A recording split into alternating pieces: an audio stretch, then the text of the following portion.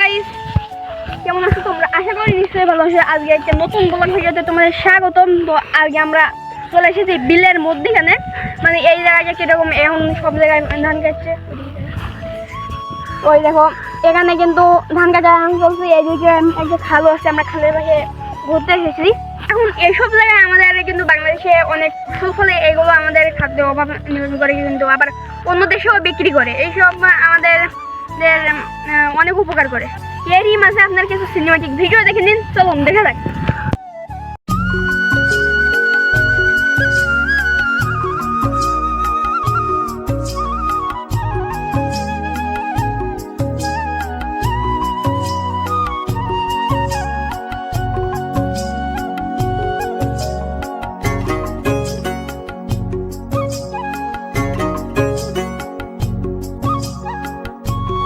দেখতেই পেলেন যে কিভাবে গ্রাম অঞ্চলে মানুষ ফসল ফলায়। এখানে শত শত কৃষক ধান রোপণ করে এবং তাদের জীবিকা নির্বাহ করে এবং আমাদের খাদ্যের অভাব মেটায়। এখানে আজকে আমাদের ব্লগটা শেষ করছি।